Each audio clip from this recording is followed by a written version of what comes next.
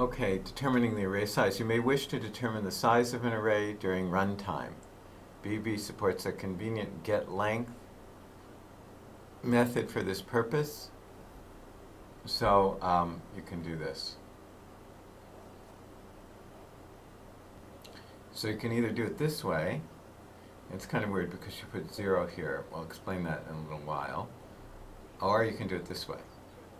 And these both give the same thing. So you can say friends is your array, get length 0 like that.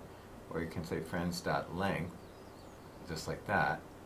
And both of them can be assigned to a variable called length, for example. And that will store the length of the array. Now,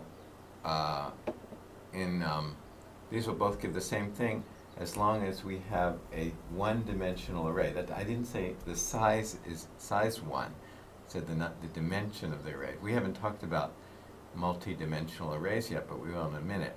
So, but this and this give the same thing to length as long as it's just a one-dimensional array. But otherwise, this doesn't give the same thing as this.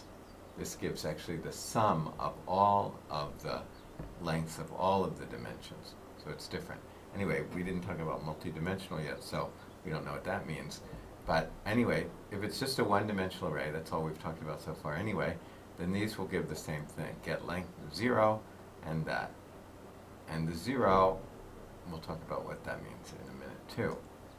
Okay, so here, size of friends, he writes. So he populates this array called friends, which he's previously declared, and then he writes this: add size of friends and so concatenation operator friends dot get length dot open bracket 0 close bracket, right? So that will say 4 because the length of this is 4. Okay, and he could have also put here dot length open bracket close bracket. He could have used this just as easily. In this case, it would give the same thing. Okay? And then he calls out the sorting method and displays that as well. Okay. Let's go to array initialization also. You may also wish to initialize an array during its declaration, so you can do that. So instead of doing it in 2 steps, which we did before, you can do it in 1 step like this. Okay, so dim friends as string, and then you can just do this. This line here, I guess you know what it means. It means you're continuing on to the next line. Okay, so Fred, Betty, Barney, comma, underscore, that just means, the underscore just tells the Visual Studio that you're going on to a new line, which is actually a continuation of this line. So it doesn't read it as underscore. Dino, and now we have 5 elements, right? So here, this declares a string array, right? Array, string, called friend, no, called friends actually.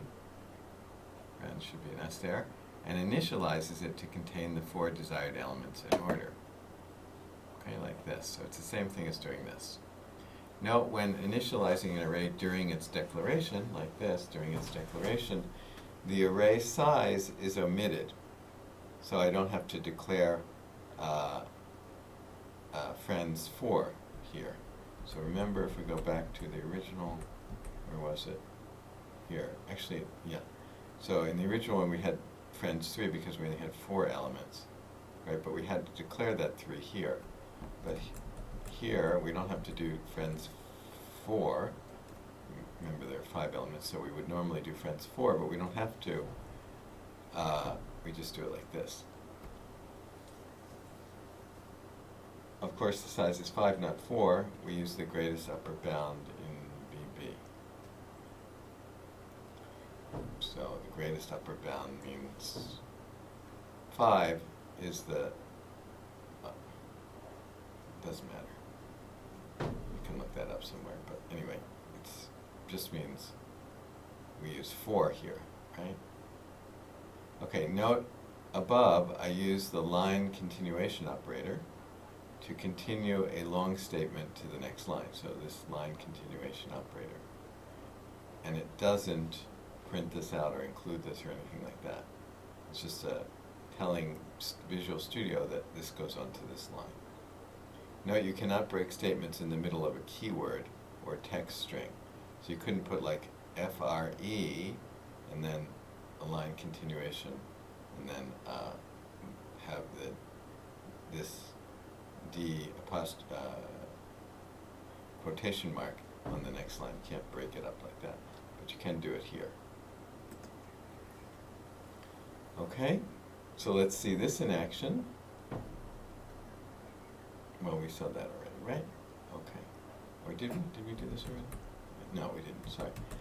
He's saying we can declare friends and initialize it like this here, and then do the same thing, we get the same thing here. And our array has been initialized in the order we expect.